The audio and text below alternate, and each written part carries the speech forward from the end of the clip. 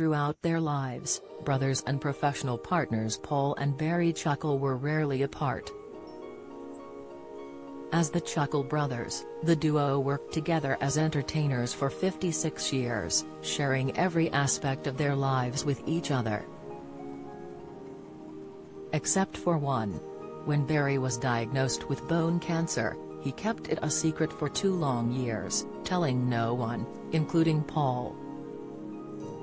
Desperate to continue making people laugh, Paul told how his sibling lied so that he could keep performing right up until his death on August 5, 2018. Determined to keep up the facade, as the agonizing disease progressed, Barry told Paul the pains in his legs were caused by a trapped nerve. He had pains in his legs for about 2 years and he kept telling me it was sciatica, said Paul. He kept it from me and our manager Phil because we would have said no to him performing. He wanted to work until he died. He wanted to die on stage like Tommy Cooper, added Paul. He just loved working and making people laugh. He was a lovely guy. The duo were last seen together on Channel 5's Chuckle Time series, months before Barry's death aged 73. Barry hated going to the doctor and couldn't bear hospitals, and Paul believes that contributed to his death. He told the Daily Star, all his life, one of his problems was that he hated going to see the doctor. He hated hospitals. He couldn't stand the smell of them. And probably that was a big thing towards his downfall. A lot of men are like that. I'm not, because my missus tells me to go and get that sorted, go and see what that is. But that's right. You should go. Lifelong Rotherham United FC fan and married dad of 2, Barry died at home, looked after by nurses from Marie Curie. He would have hated to spend his last days in a hospital, said Paul, 75. That would have been the worst thing. So to be at home and looked after by Marie Curie nurses, it was the best thing for him. Right up until the end, he was exactly the same in his mind even though he was dying, even on the day he died. It hurts so much. But there's nothing you can do about it. You can't bring them back. The Chuckle Brothers, real names Paul and Barry Elliott, grew up in a council house in Rotherham where money was tight and the family looked forward to day trips away through the local working men's club. Paul recalled, "Our parents didn't have a lot of money. Our dad was in the entertainment business but only earned just enough to get by. We lived in a council house and the first holidays we had as kids were day trips to Cleethorpes." Starting out as a double act, they won Opportunity Knocks in 1967 and went on to do a string of TV and stage shows. They were most famous for their long-running TV show Chucklevision and catchphrase "To me, to you." While the brothers were close enough to work together 45 weeks a year, we did argue, but 5 minutes later it was over. They had a few differences. We were like chalk and cheese in what we liked and didn't like, said Paul. For example, he'll eat anything, but Barry would only eat egg and chips or roast beef and Yorkshire pudding. And he didn't like going on holiday because he hated queuing through security. Barry always said he wanted to die on stage, which is why he kept his illness secret, knowing Paul would urge him to seek treatment. He knew I would have said, "Get yourself in hospital and get sorted," said Paul.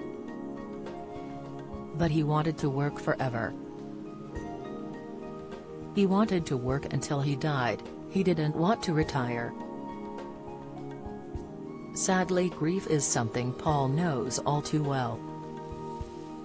Not only has he had to deal with Barry's death, has faced the death of both parents, his only sister, another brother and then his wife Sue's sister shortly after Barry.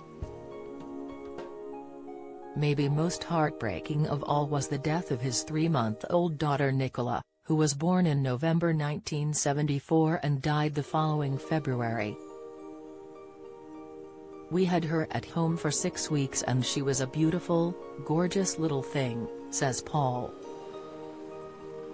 "She had a bit of swelling in her tummy and when we took her for the normal 6-week check, the doctor told us to take her to hospital because something didn't seem right.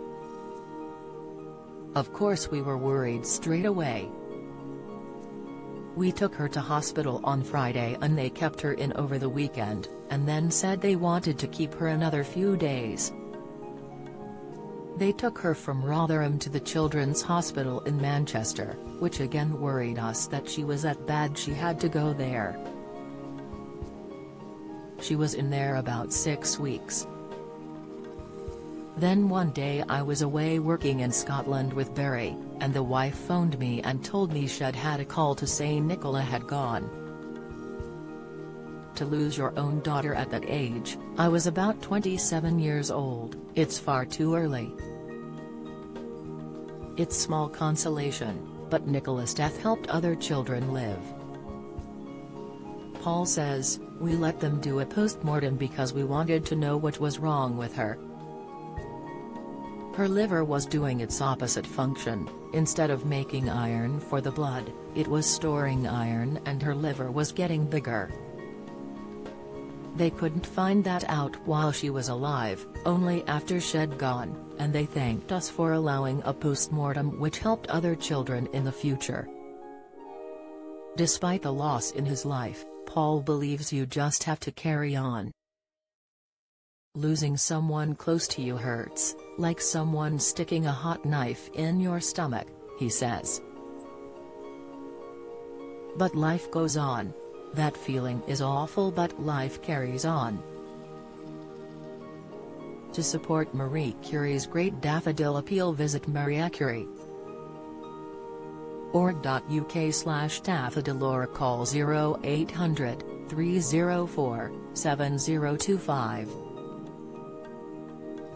If you are in need of support, or have any questions about any aspect of terminal illness, including clinical support, call the Marie Curie Information and Support Line free on 0800 090 2309 or visit mariacurie.org.uk/help.